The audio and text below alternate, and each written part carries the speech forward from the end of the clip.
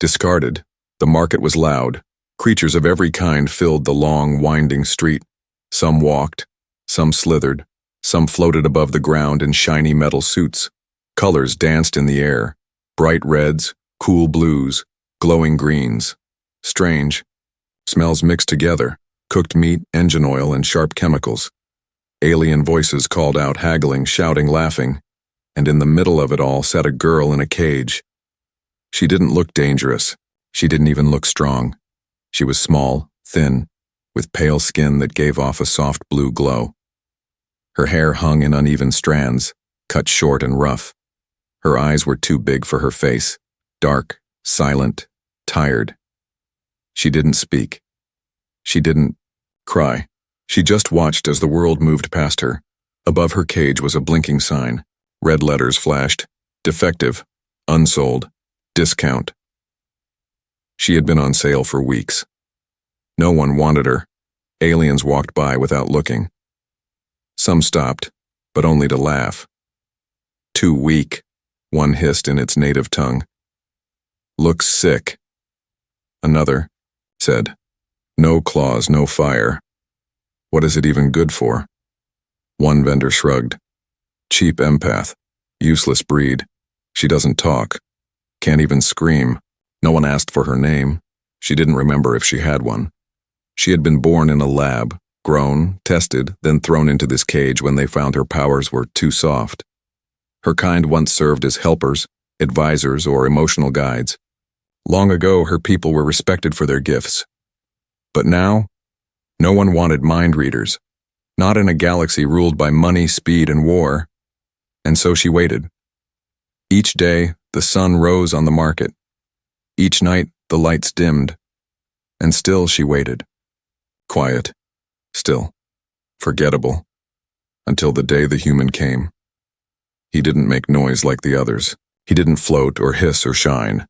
He was tall, solid, wrapped in a dark coat that moved with the wind. His boots were heavy. His face was hard. His eyes were strange, not glowing or black like most aliens, but a simple, deep brown. He walked, with a calm, slow step, the kind of step that made others move out of the way. He wasn't looking at anything, not the weapons, not the pets, not the food. He walked straight toward her cage. She looked up. No one had looked her in the eyes for weeks. The human stopped. He didn't smile. He didn't frown. He just stared at her. Then he crouched down, arms resting on his knees. Can you hear me? He asked. His voice was low and quiet. It wasn't a cruel voice. It wasn't kind either. Just calm. Real. She blinked. Her lips parted just a little. She didn't speak. He tilted his head, studied the sign above her, then looked back at her face. She doesn't work, the vendor said, walking over. Old model. No bite, no spark. She just sits there, barely eats. You want something better? I got a Gorak hybrid. Mean teeth. The human didn't answer. He stood up, reached into his coat, pulled out a black card. I'll take her, he said. The vendor blinked. You what? She's for sale, isn't she? Yeah, but, sure, if you want her. It's your loss. No refunds. The human said nothing. He tapped the card on the scanner. The cage clicked. The door opened with a low hiss. The girl didn't move. She stared at him, unsure. No one had ever opened the door before. No one had reached out a hand. Not without wanting something first. The human crouched again. You're free to walk, he said. Or stay. Your choice. She looked down at her bare feet, then back at him, and slowly, quietly she stepped forward. Her legs were weak. She almost fell, but the human caught her gently. His hand was warm. He didn't drag her. He didn't chain her. He just walked with her, step by step, until they left the market behind. Some aliens stared. Others whispered. A human bought that? Must be collecting trash. Maybe he's planning to use her as bait. No one stopped him. No one dared, because humans were rare in this part of the galaxy. and this one didn't smile. But the girl remembered something strange in his eyes. A flicker. A softness, a wordless promise. She didn't know his name. She didn't know where they were going. But for the first time in her life, someone had looked at her and seen more than a number. More than a product. She didn't know it yet, but her story was only beginning, and the galaxy was about to change forever. The market's shame, the alien market had a rhythm, a song made of greed and desperation. Each corner buzzed with the sound of deals being made, wet clicks, sharp hisses, metal, scraping against metal. Tall banners fluttered overhead, written in a dozen languages, all saying the same thing: buy, sell, trade, survive. In this place, everything had a price: bones, blood, memories, names. The girl had lived there her whole life, not by choice, but by design. She was bred in a grow vat behind the market walls, in a dark room with blinking lights and glass tubes. Her kind had once served noble houses, singing calming thoughts into troubled minds, softening pain with a whisper, guiding dreams during long space travel. But those days were gone. Empaths were no longer rare. Now they were unwanted, weak, outdated. Her first memory was not of a mother or a home. It was of a bright lamp above her face and cold hands fitting a collar around her neck. That collar stayed with her for years. They said she didn't speak enough, didn't obey fast enough, didn't glow bright enough. The others were sold before. They were even a year old. She stayed behind. Every time the door opened, she hoped. Every time someone walked past, she looked up. But no one chose her. Ever. The vendor who owned her didn't even bother to lie anymore. Too passive, he would say to potential buyers. Might have had power once, but it's gone. Useless now. Emotionally flat. Maybe good for display. He tapped her cage when he said that, like she was a broken machine on a shelf. Sometimes he cut the price in half just to move her. Sometimes he tried to give her away as a bonus item with the sale of another creature. No one ever accepted. And so she sat, day after day, unmoving. Eyes blank, heart slower than it should have been. The only warmth she ever felt came from the blue glow under her skin, a weak reminder of what she was supposed to be. Her species had once connected with others through touch and thought.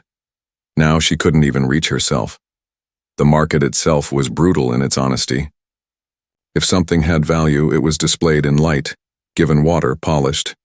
If it didn't, it was left in the shadows, ignored or destroyed. There were rumors of a back room where the truly unsellable were sent. She had seen the doors once. They were sealed shut, thick and silent. One of the older creatures told her softly, "They don't come back from there." She stopped eating for a while. Not to escape, but because it didn't seem to matter. The vendor threatened her. "Starve yourself and I'll strip you for spare parts." But even that threat was empty. She wasn't worth enough to harvest. He only kept her because he forgot she was still in the cage, and yet despite all of it, her mind remained awake. She listened, not just with her ears, but with something deeper, a sense she didn't understand. Emotions hung in the air like fog, fear, hunger, anger, greed. She felt it all, floating around the stalls like invisible smoke. It made her chest hurt. She didn't know what to do with it. There was too much. Once, a young buyer stopped in front of her cage. He looked at her curiously, not with pity, but confusion. She had tried then, tried to reach him with her mind, to send just a flicker of feeling, a question, a hello. But the vendor waved him away. "She doesn't work," he said. "Not like the old ones." That was when she learned. Even if she had something left inside, no one wanted it. Her world was small, metal bars, hard floor, flashing signs. She didn't know what a forest smelled like. She didn't know the taste of real food. She didn't know laughter or music or kindness. The market had no room for those things. The market only knew value. If you didn't have it, you were trash. She began to wonder if maybe she was trash. But deep down, in a corner of her mind she had never dared to visit before, something still burned. Small and quiet. like a candle in wind. Not hope, not exactly. Something harder, older, a question. What if they're wrong? She didn't know where the thought came from. It wasn't loud. It didn't fight the darkness. But it stayed, even as her hands grew colder, even as her glow faded, even as her name disappeared from memory. And when the human came, when his shadow fell across her cage, that question flickered brighter. Not because he looked kind. He didn't. Not because he looked strong. He did. But because he looked at her, not past her, not through her, and saw something the others missed. Not a price tag, not a defect, but a presence. And that was the first time she ever felt real. The human, he didn't belong there. Everything about him stood out in the market, not because he tried to, he didn't, but because humans never blended in, not even when they wanted to. Most species were used to noise, flash, and color.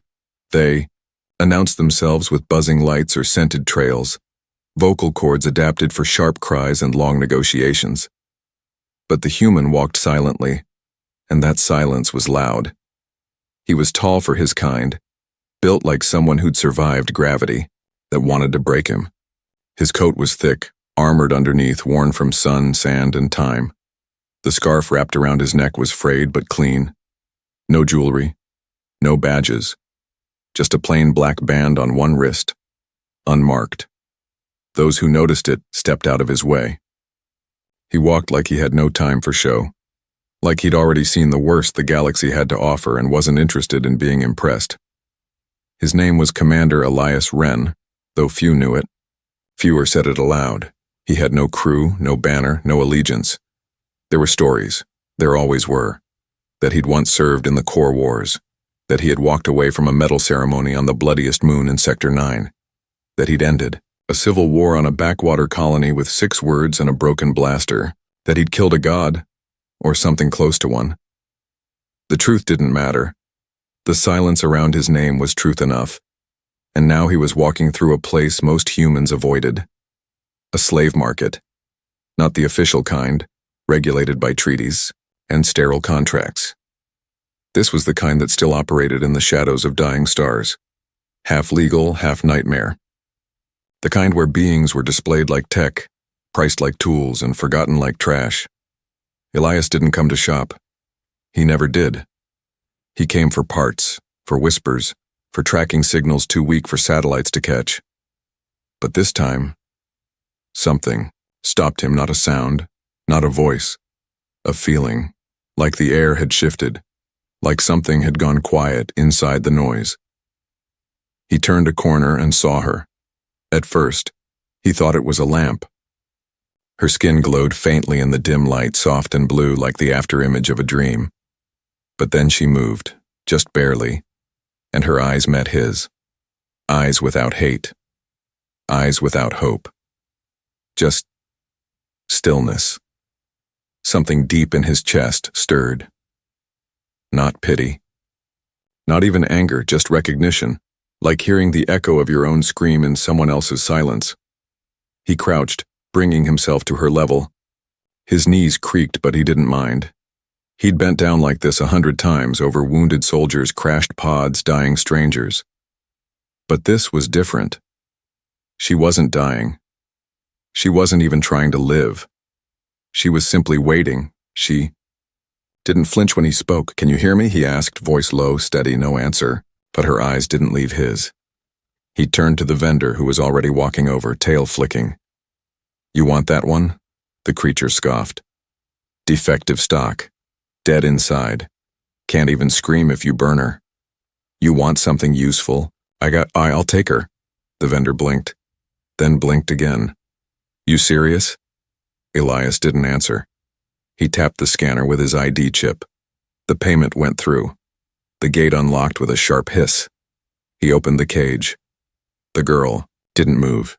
She looked at the door like it wasn't real, like freedom was a word she didn't understand. "You can come," he said, not kindly, not gently, just clearly. "Or not. It's up to you." She moved.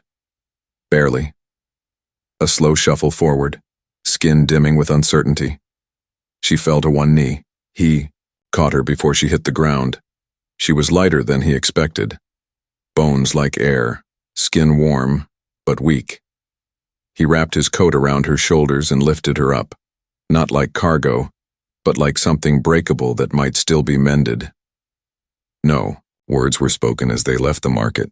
Only stares followed them, confused, uneasy, afraid, because Elias Wren had done something no one expected. He had bought something the galaxy had already thrown away. Outside, in the shadow of the human's ship, the girl finally spoke.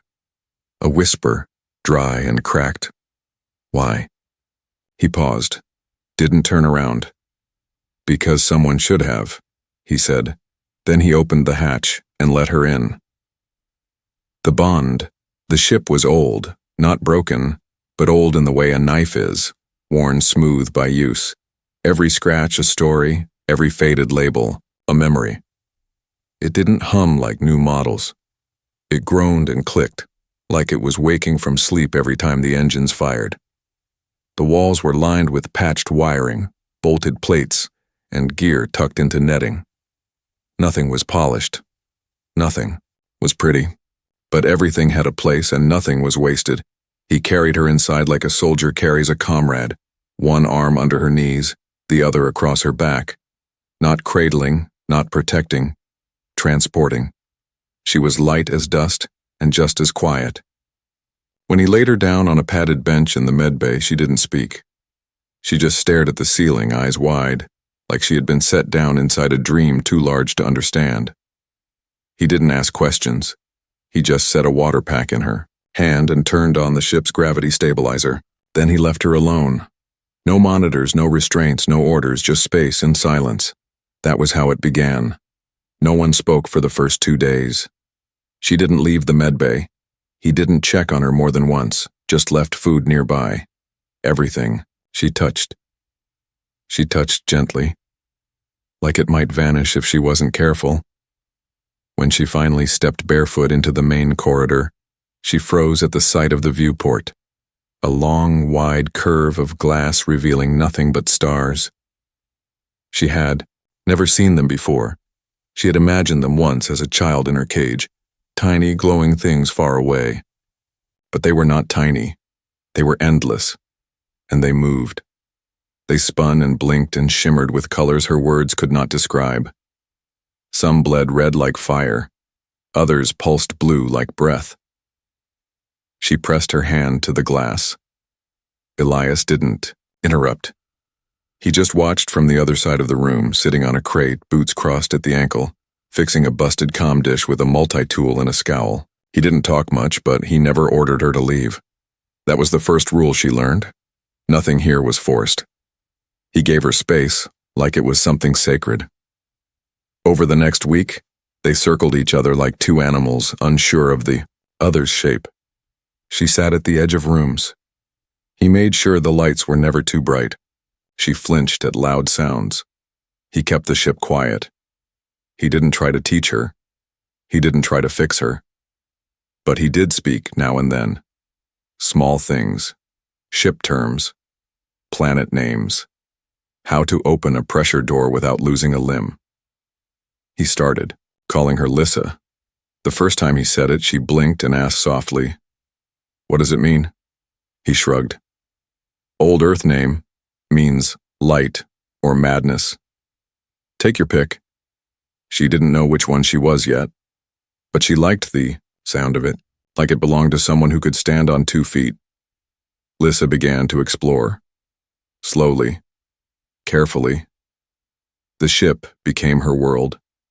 The small kitchen with a rusty kettle and mismatched cups. The storage bay filled with crates, marked in 100 different languages. The co-pilot seat, covered in an old jacket that still smelled like smoke and cold nights. She found an old data tablet under a bunk and used it to learn. Earth Standard was hard. The words felt heavy in her mouth. But she listened to him, memorized his tone, matched his pace, and he never rushed her. Sometimes he caught her watching him, not with fear anymore, with curiosity. He moved like someone used to danger, always half ready, even in rest. But he was gentle with tools, careful with machines. He fixed things like he respected them, like they mattered even when broken. Once, when they passed through a dust storm above a barren moon, the ship shook hard. A loose pipe split open. Hot steam burst into the hull. She panicked. Her breath stopped. Her mind filled with static, old terror rising from her bones. But he was there in seconds, shutting the valve, cursing softly. Not at her. At the pipe. Then he turned, crouched beside her. "You're not in the market anymore," he said. "You don't freeze. You move. You survive." That night she asked him a question. "Why don't you have a crew?" He paused. "Hard to keep people," he said. "Some break, some leave, some you bury." Lissa didn't ask more, but she understood. And from that day on, she brought him tools when he worked, set the kettle to boil when she saw him limp, asked about stars. Not because she was curious, but because she wanted to know what he knew. Because he had walked through fire, and he hadn't turned to ash. And slowly a strange thing began to happen. She started glowing again. Not brightly, not like before, but it was steady, soft, a warm pulse under her skin, the kind that came from connection, not command. And one evening, as they drifted above a silent gas giant, Elias passed her a cup of tea and said, "You're not broken, you know." She didn't believe it yet, but for the first time, she wanted to. The threat. The silence didn't last. Peace never did. Not out there, not in the void between stars where shadows traveled faster than sound and the past had teeth. For a while, it seemed like maybe they'd found something like calm. Lissa was moving freely now. She no longer stared at doors like they might slam shut without warning. She spoke more, slept better, even laughed once, soft and sudden, when Elias slipped on coolant and muttered something about the ship being cursed. But the universe doesn't leave things alone. Not when they don't fit the system. Not when they're supposed to be gone. It started with whispers. Elias picked up the shift before she did. A pause in the markets where his name used to carry silence. Too much attention from traders who used to look away. A fake bounty posted on a back-channel server, cheaply made, full of errors, sloppy, but not meaningless. It was a test. Someone was watching. He didn't tell her at first, didn't want to wake the fear she had just begun to escape. But Lissa wasn't a child anymore, not in the way the market had defined her. She felt it in the way he checked their flight paths twice now, in the new edge to his voice when he spoke with off-worlders, in the fact that he started sleeping in the chair, outside her quarters, blaster near his hand. Then the message came, no name, just a transmission, looped in 5 languages. One sentence. The empath belongs to the syndicate. Return what was stolen, or be marked. Lissa had never heard that voice before, but it froze her all the same. There was something in the tone, not rage but certainty. Like the person speaking already saw her as captured, as property, as recovered cargo. Elias deleted the message, but something in her cracked open again.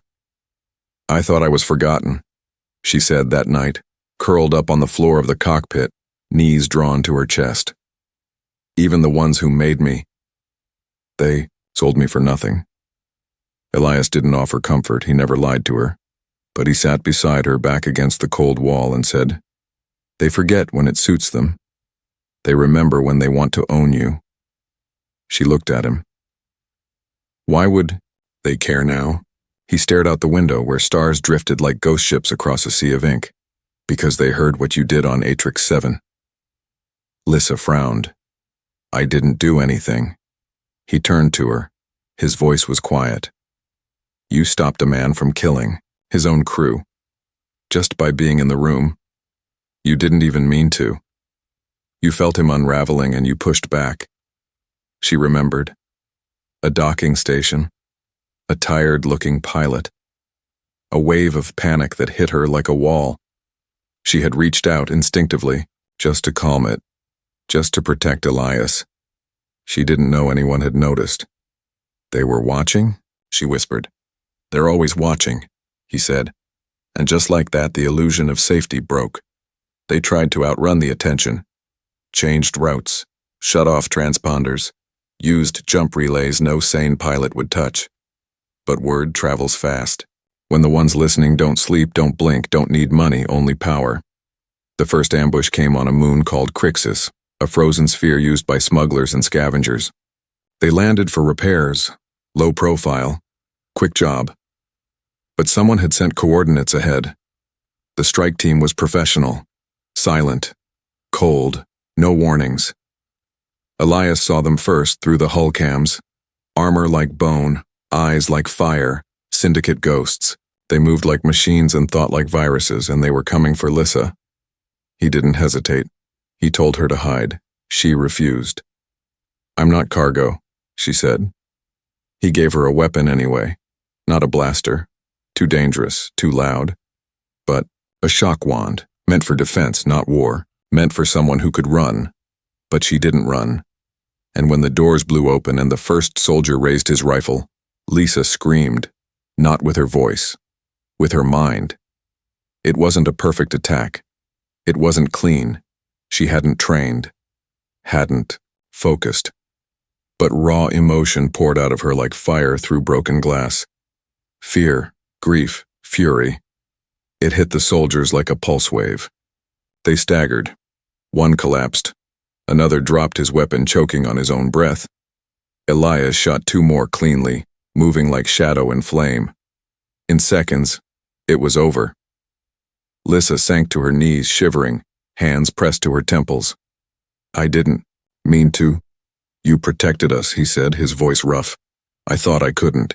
He looked at her, not like a soldier, not like a guardian, like someone who had just seen a force awaken. You can. And from that day on, he never told her to hide again. Transformation. The fight changed her. Not just because she had survived. Not just because she had stopped the Syndicate's men with nothing but a scream of will and memory and pain. It changed her because for the first time she had seen herself not as an object caught in a storm, but as a storm of her own making. After Crixus, the galaxy didn't look the same. The stars weren't just lights in the dark anymore, they were witnesses. Endless, silent watchers that had overlooked her suffering for years, and now saw her differently. As if the universe itself had blinked, just once, and noticed she was no longer invisible. The Syndicate certainly had. They didn't send messages anymore. They sent warnings wrapped in fire, dead traitors, crashed relay drones, a bounty placed on Elias's ship, code red, unrestricted, with a bonus for the empath intact. Their language was clinical. Retrieve the asset. Recontain the anomaly. But Lisa could feel the fear under the surface. They were afraid of her. They didn't understand her, not fully. That made them desperate. Desperate things made mistakes. Elias taught her that. He had begun training her more seriously now. Not just how to shoot or fly, but how to think like someone being hunted without becoming prey. You don't just react, he told her one night as they drifted above a dying star. You choose. That's the difference between surviving and living. One is fear, the other is freedom. Lisa listened, but she did more than that. She learned, quickly, deeply. Her mind wasn't just open, it was vast, like a canyon rediscovered after centuries. Every lesson, every pattern, every emotional thread others ignored, she absorbed it all. Patterns of aggression, signals buried in tone, the sharp edge of someone hiding guilt, the hollow echo in a liar's smile. She didn't read minds, not in the way people feared. She read what people tried to hide from themselves, and then she found her own edge. At first it came in pieces. A dream, a flash of memory, her body floating above the cold market floor, the silence of other empath children who had vanished one by one. A room without doors, a voice whispering, "You were made to serve." She stopped running from it. She faced it, not alone, with Elias. He wasn't a shield for her anymore. He was a mirror. He didn't try to fix her, didn't try to pull her back from the brink. He let her walk to it, look over, and decide not to fall, and the closer she stepped to that edge, the brighter she burned. Her powers didn't return like a lost item retrieved from under the bed. They rose from within her like a tide long held back. It wasn't just emotion anymore. It was projection. She could speak without words, calm a stranger's panic from across a room, break a lie apart mid-sentence, hold off a violent creature just by showing it what it feared most, itself. Elias noticed the change first. He watched her in silence one day as she walked through a crowded outpost. No guards, no cover. She didn't push people aside. She simply moved, and the space opened. For her. Not out of fear, out of reverence. "Do you feel it?" he asked her afterward. She nodded. "They don't know what I am, but they know I'm not nothing." That was the moment she made her choice. They wouldn't keep running. Not anymore. The syndicate wanted her to disappear again, wanted to tuck her back into the box labeled property prototype problem. But Lisa was done being a problem in someone else's story. She would become the answer to one of her own. "We fight," she said. Elias looked at her, eyes tired but proud. "We'll be outnumbered." She smiled, a quiet, slow thing that started in her eyes. "They can bring numbers. I'll bring truth." And so they began. They traveled not to hide, but to awaken others. Lisa spoke with those like her. Others discarded, forgotten, silenced. Some had been hiding for decades. Others didn't even know what they were until she arrived. She didn't lead with power. She led with presence, with the same stillness that had once doomed her to a cage. Now, it drew others to her like gravity. The news spread like sparks on dry wind. The empath wasn't dead. She was alive. She was free. She was building something the galaxy hadn't seen in 100 years. Hope backed by power. Not a revolution. Not yet. But something was coming. And for the first time, the syndicate stopped speaking her name. Because names give shape. And Lisa was no longer a shape they could control. She was becoming a storm. Full circle. The market hadn't changed. Not really. The paint was different. Fresh layers slapped over rust and blood. The lights were brighter now, and the vendors wore official badges with fake smiles and hollow promises of ethical sourcing. But the cages were still there, hidden just beneath the surface. Behind doors marked for restricted clientele. Behind glass that dimmed emotion and muffled sound. It had been years since she'd last walked those pathways, since she'd felt the low buzz of the electric fences under her bare feet. But Lisa remembered every step, every smell, every voice. The ache in her knees from kneeling too long, the cold in her chest when no one stopped to look. Now she walked upright, her boots silent on the metal floor. The coat she wore was light, but lined with woven alloys, a gift from a freed artisan. Her skin still glowed, but no longer weakly. It pulsed with slow, steady waves of soft blue and violet, dancing like a living star. She didn't hide anymore. She didn't need to. The market didn't recognize her at first. They saw a customer, maybe rich, maybe powerful, but just another face in a sea of thousands. That was the market's weakness. It never looked too close. It believed what it wanted to believe, that the discarded never came back, that the silenced never learned to speak. But whispers moved faster than memory. Someone saw her. A vendor, maybe. A guard who'd once laughed as she slept in her cage. Their eyes widened. Their throat went dry. They turned to run, but Lisa didn't even glance their way. She wasn't here for revenge. She was here for closure. The cages were smaller than she remembered. That, or she had grown in ways the eye couldn't measure. The children inside didn't look at her at first. They stared at the ground, the same way she once had, as if even looking up was forbidden. And then, one of them did. A small face. Pale lavender skin. Hollow eyes. The same look Lisa had worn once long ago. She stepped forward and knelt. Not to tower over, not to demand attention. She simply placed a hand on the glass. The child didn't flinch.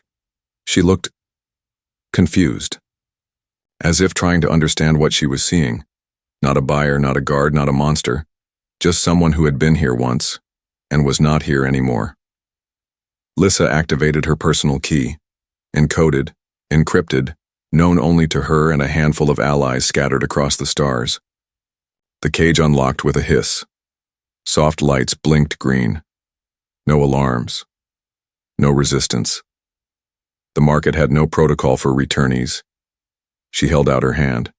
The child hesitated, then reached back. Small fingers. Cold. Trusting. And in that moment, the market changed. Not because it burned.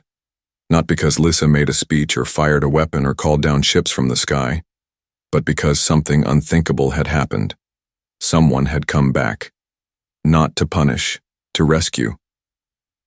She led the child out, and others followed. Slowly at first, then all at once. Doors clicked open. Seals broke. Codes cracked.